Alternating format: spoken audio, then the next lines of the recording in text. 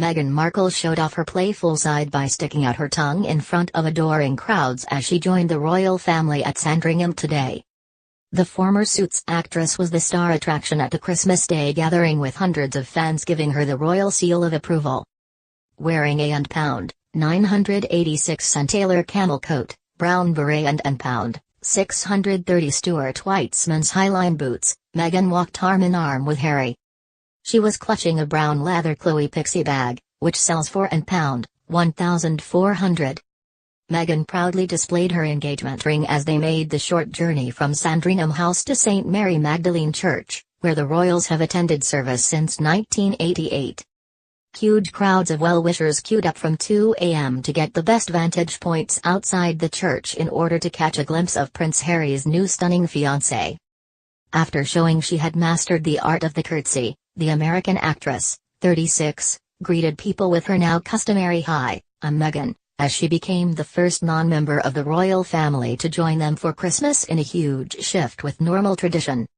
But some onlookers gathered patiently in the cold were left disappointed when Harry told them they could not stop for selfies. Others spoke of the lack of Christmas cheer from royals who spurned talking to them and marched back to the warmth of the house after the church service. Judith Wallace, 70, from Chesterfield spoke to Harry, and Meghan spent a few minutes talking with her after the service. She said Harry recognized her teddy bear called Maureen, which is a mascot for Armed Forces charity SAFA, and her hat which bore the Gurkha Regiment emblem.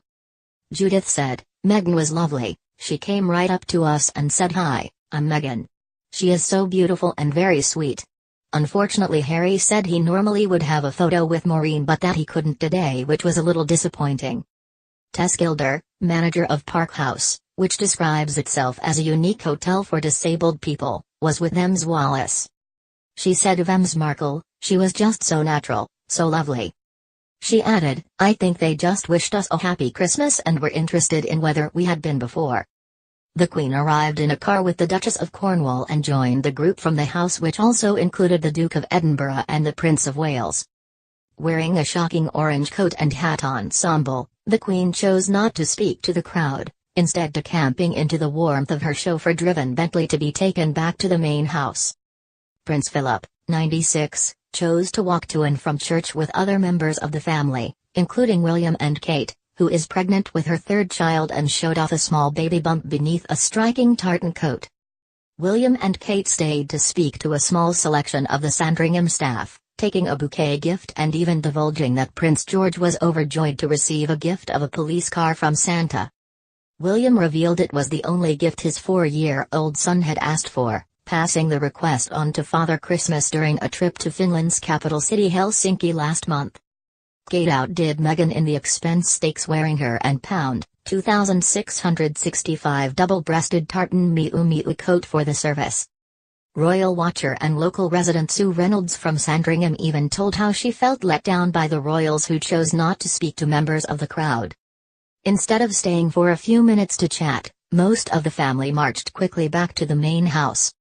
Sue said, "Perhaps it would be a bit much to say how disgusted I am, but we really feel let down today.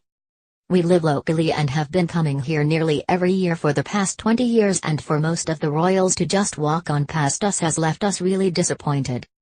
Emily Randall, 31, was first in the queue to get into the area by the church with her boyfriend Jamie Mackay, 42.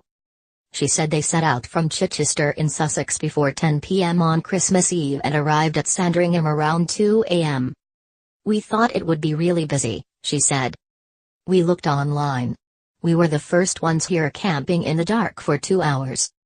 The Queen's granddaughter Zara Tyndall and husband Mike did not attend Sandringham as they are holidaying in Australia with their daughter. Dorothy Peters, 74, and her husband Harold, 77, have been coming to Sandringham for the past decade from their home in Chelmsford, Essex.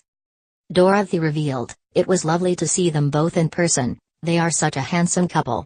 Harry told me he was looking forward to having lunch with the family and was going to tune in to watch the Queen's speech." Back at Sandringham House, the royal family traditionally enjoy Sandringham reared turkey before settling down to watch TV, including the Queen's Christmas message, which this year includes a reference to welcoming new members into the royal family in 2018.